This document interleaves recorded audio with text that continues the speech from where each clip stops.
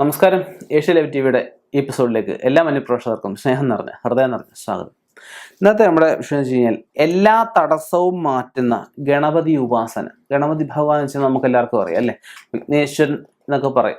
തടസ്സങ്ങൾ നീക്കാൻ അദ്ദേഹത്തിനെ കൈകിട്ടിയുള്ളൂ, വേറെ എല്ലാവരും എന്നാ പറയപ്പെടുന്നത്. അതൊരു കഥയുണ്ട്. മഹാദേവനും പാർവതിദേവിയും ഗണപതി ഭഗവാനും കൂടെ ഒരു വഴിക്ക് പോവുകയായിരുന്നു.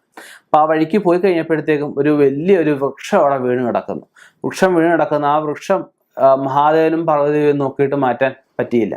അപ്പൊ ഗണപതി ഭഗവാൻ എന്ത് ചെയ്തു? അദ്ദേഹത്തിന് തുമ്പിക്കൈ കൊണ്ട് പെട്ടെന്ന് തന്നെ ആ വൃക്ഷം അവിടെ എടുത്ത് മാറ്റി. അപ്പൊ അന്നേരം തന്നെ ആ മഹാദേവൻ ഇട്ട പേരാണ് വിഘ്നേശ്വരൻ. ഗണപതിക്ക് ഇട്ട പേരാ വിഘ്നേശ്വരൻ, വിഘ്നങ്ങളുടെ ഈശ്വരനായിട്ട്. അപ്പൊ അങ്ങനെ ആ ഭഗവാനെ അവിടെ പ്രതിഷ്ഠിച്ചതായിട്ടും ഒക്കെ പറയപ്പെടുന്നുണ്ട്. ഭഗവാൻ അവിടെ ഒരു സ്ഥാനം കൊടുത്തായിട്ടും ഒക്കെ പറയപ്പെടുന്നുണ്ട്.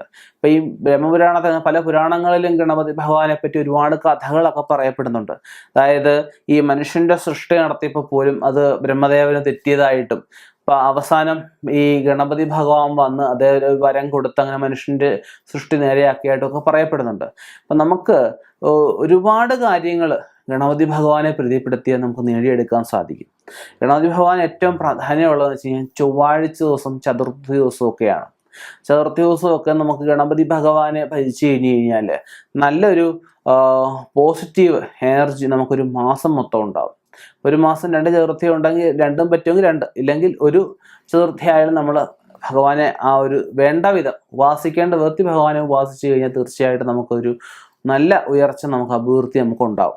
ഇപ്പൊ ഗണപതി ഭഗവാനെ ഭജിക്കേണ്ടതെന്ന് വെച്ച് കഴിഞ്ഞാൽ നമുക്ക് ഇതിപ്പം ചിങ്ങമാസമാണ്. ചിങ്ങമാസം തൊട്ട് വേണമെങ്കിൽ അടുത്ത ചിങ്ങം വരെ, ഇപ്പൊ കന്നിമാസമാണ്, ഈ കന്നി തൊട്ട് അടുത്ത കന്നി വരെയാണ് ഉപാസന വേണ്ടത്. ഒരു വർഷക്കാലമാണ് ഉപാസന വേണ്ടത്.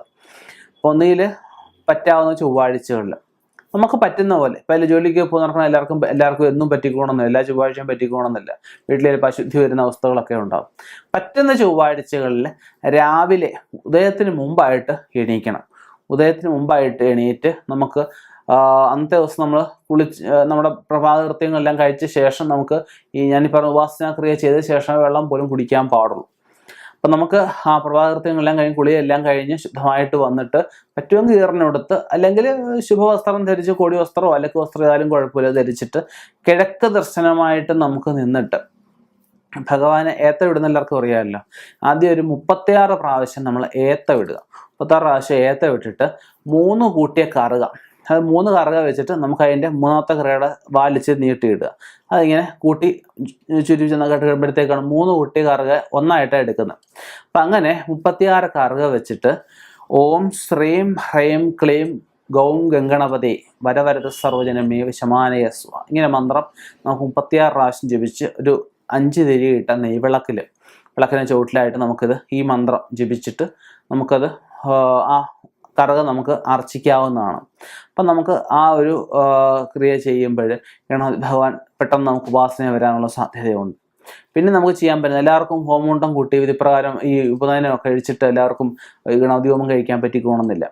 നമുക്കൊരു 21 അല്ലെങ്കിൽ 18 ചെറിയ കഷ്ണമായിട്ട് പൂളിയ തേങ്ങായ നമുക്ക് അടുപ്പ് കത്തിച്ച് ശുദ്ധമായിട്ട് അടുപ്പ് ചാണകം കൂട്ടി തിളച്ച് മെഴുകി, അല്ലെ തുളസിയോളം തിളച്ച് ശുദ്ധമാക്കിയ ശേഷം ഞാൻ ഈ പറഞ്ഞ ഇതേ മന്ത്രം കൊണ്ട് ഈ തേങ്ങാപ്പൂള് നമുക്ക് നല്ല ചകിരി എന്തെങ്കിലും ഇട്ട് കത്തിച്ചിട്ട് അതിനകത്ത് ഈ തേങ്ങാപ്പൂള് ഹോമിക്കുക. തേങ്ങാപ്പൂള് മാത്രമായിട്ട് ഹോമിക്കാം. ശർക്കരയോ അവലോ മേരോ നെയ്യോ കൽക്കണ്ടോ മുന്തിരിങ്ങയോ കദളിപ്പഴോ എന്തെങ്കിലുമൊക്കെ ചേർത്ത് നമുക്ക് ഹോമിക്കാം.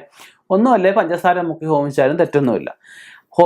ഇത്രയും കാര്യമേ ഉള്ളൂ. ഇത്ര നമ്മൾ സ്ഥിരമായിട്ട് നമുക്ക് ചെയ്യുകയാണെങ്കിൽ, പറഞ്ഞ ചൊവ്വ ആഴ്ച അല്ലെങ്കിൽ ചതുർത്ഥിക്ക് നമുക്ക് സ്ഥിരമായിട്ട് ചെയ്യുക, ഒരു വർഷക്കാലം നമ്മൾ ചെയ്യുകയാണെങ്കിൽ ഗണപതി ഭഗവാൻ നമുക്കൊരു ഉപാസനയിൽ, അല്ലെങ്കിൽ നമുക്ക് ആ ഒരു സ്വപ്നത്തിലായാലും അല്ലാതെ പ്രത്യക്ഷത്തിലായാലും ഒക്കെ ഭഗവാൻ നമുക്ക് അനുഗ്രഹത്തിൽ വരികയും ഭഗവാന്റെ അനുഗ്രഹം കൊണ്ട് നല്ല ചില തടസ്സങ്ങൾ നമുക്ക് മാറിപ്പോവുകയും ഉന്നതി നമുക്ക് ഉണ്ടാക്കിയെടുക്കാനും നമുക്ക് സാധിക്കും. ഇപ്പം ഈ കറുക ഇല്ലാത്തവർക്ക് വേണമെങ്കിൽ മുക്കുറ്റി ആകുമ്പോൾ ഓരോ മുക്കുറ്റി വെച്ച് നമുക്ക് ഈ പറഞ്ഞ പോലെ തന്നെ ഈ വിളക്കത്ത് ഈ പറഞ്ഞ മന്ത്രം, ഞാൻ മുമ്പേ പറഞ്ഞ മന്ത്രം കൊണ്ട് നമുക്ക് അർച്ചിക്കാവുന്നതാണ്.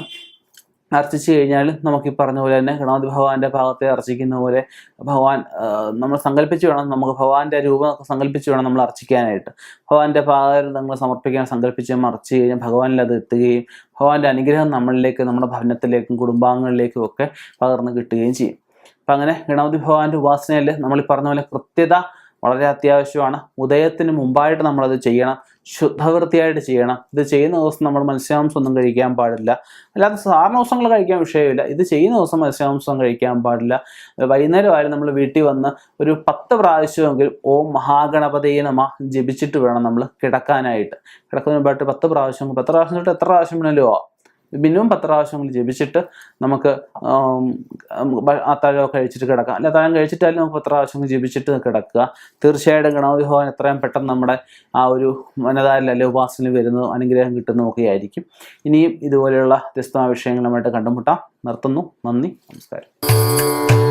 കൂടുതൽ വാർത്തകളും വീഡിയോകളും കാണാൻ ഈ ചാനൽ സബ്സ്ക്രൈബ് ചെയ്യുക. കൂടെ ബെൽ ബട്ടൺ അമർത്തുക.